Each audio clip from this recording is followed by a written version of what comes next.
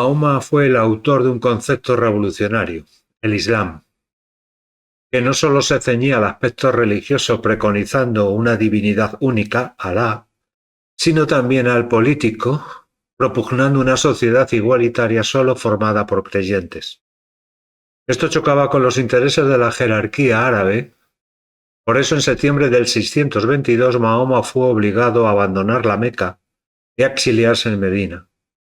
Entre los años 622 y 630, Mahoma predicó el Islam y consiguió el apoyo necesario para la conquista de la Meca. 2 años después, en el 632, fecha de la muerte de Mahoma, los musulmanes tenían el control de la totalidad de la península arábiga. Desde esa fecha, 632 al 711, tan solo 79 años, los musulmanes llegaron desde la península arábiga hasta la península ibérica.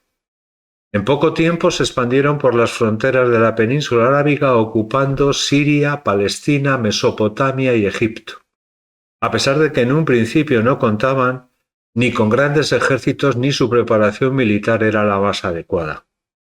El siguiente paso fue el control del Mediterráneo, aprovechando las rutas comerciales que algunos de los musulmanes ya conocían por su dedicación al comercio.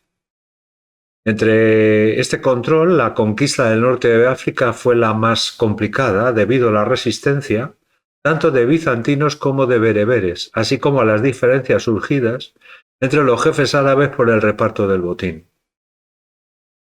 Hay 4 razones que podrían explicar esta expansión tan rápida de los musulmanes por todo el mundo. En primer lugar, se aprovecharon del enfrentamiento entre los imperios bizantino y sasánida. En segundo lugar, consiguieron la unidad de todas las tribus árabes alrededor del Islam y utilizaron como recompensa el botín capturado en las conquistas. Una tercera razón sería que fomentaron la incorporación a sus ejércitos de las poblaciones conquistadas siempre que se islamizaran. Y por último, la escasa resistencia mostrada por las poblaciones conquistadas debido a la firma de pactos con aquellas que se entregaban pacíficamente. Unos pactos que garantizaban el respeto de vidas y bienes, el mantenimiento de la administración del territorio en manos de los autóctonos, además de la práctica de su religión. Eso sí, no podían construir nuevos templos ni hacer manifestaciones públicas de su culto. Todo esto a cambio del pago de un tributo y de su lealtad al califato. Y en caso de que se convirtieran al islamismo, el tributo que pagaban estaría exento. Sin embargo, no fue todo tan idílico entre la comunidad árabe. Hubo disputas sucesorias por el califato que acabaron con el asesinato de 3 de los 4 califas que se sucedieron de forma electiva durante toda esta etapa expansiva. Mientras los musulmanes estaban expandiéndose por el norte de África, la situación en el reino visigodo era la siguiente. En el año 700, el rey Egica enfermó gravemente y asoció en el trono a su hijo Bitiza, que 2 años después, a la muerte de su padre, fue proclamado rey. Su reinado fue muy breve, ya que en el año 710 moría, dejando su trono a los herederos, a 3 hijos. El problema es que estos 3 chavales eran menores de edad. Por eso parte de la nobleza que no estaba de acuerdo con la sucesión a los hijos menores de edad proclamaron al duque de la Bética, al rey Don Rodrigo, como su nuevo rey. Esto hizo que se desatara una guerra civil aún todavía no declarada. En el año 705, el califa Al-Walid nombró gobernador de Ifriqiya, la Túnez actual, al converso sirio Musa ibn Nusayr. Musa consolidó la provincia con la incorporación de territorios al norte de las actuales Argelia y Marruecos, mediante una medida que luego se generalizó en la conquista musulmana, que consistía en la toma de rehenes entre los hijos de los jefes y de las personas más notables de los visigodos. 4 años después, en el año 709, Musa nombró al bereber Tariq ibn Ziyad como gobernador de Tánger.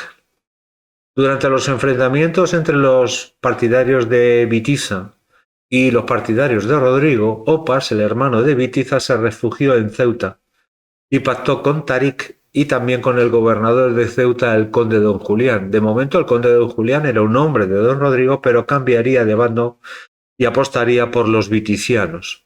¿Por qué conde don Julián cambió de bando? Según la leyenda, por el ultraje sufrido por su hija Florinda a manos de Rodrigo, pero realmente fue para seguir controlando la actividad comercial en el estrecho.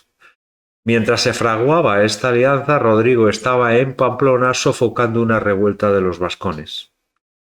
Musa, con el visto bueno de Damasco, envió en julio del 710 a uno de los comandantes de Tarik, Tarif ibn Malik, con 400 bereberes y 100 árabes a la península ibérica.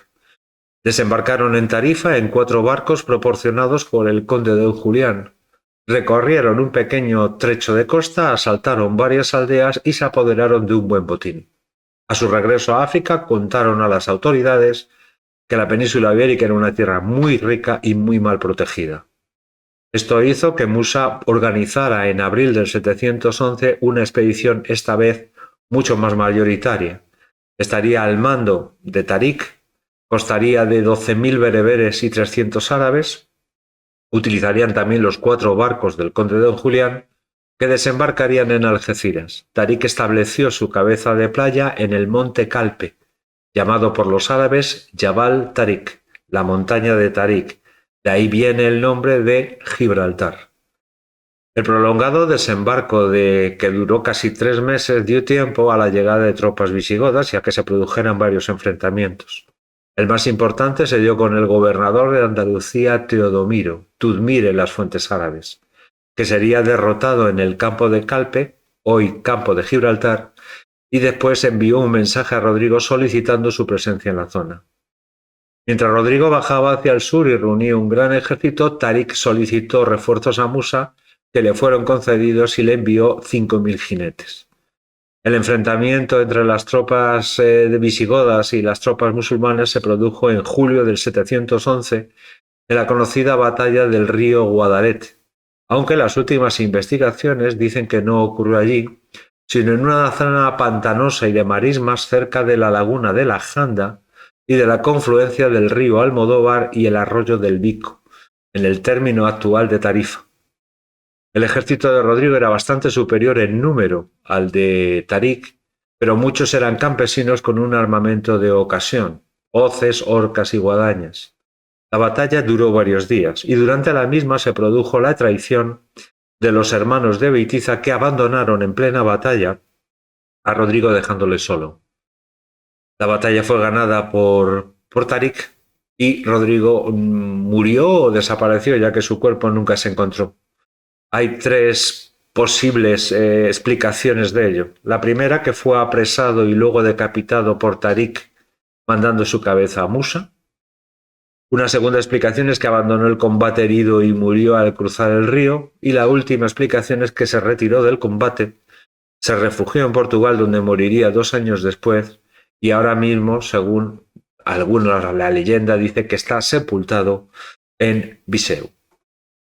Y esto es todo lo que ocurrió en la batalla de Guadalete, que puso, dijéramos, casi punto final al reino visigodo en la península ibérica y dio la bienvenida a los musulmanes en nuestro territorio.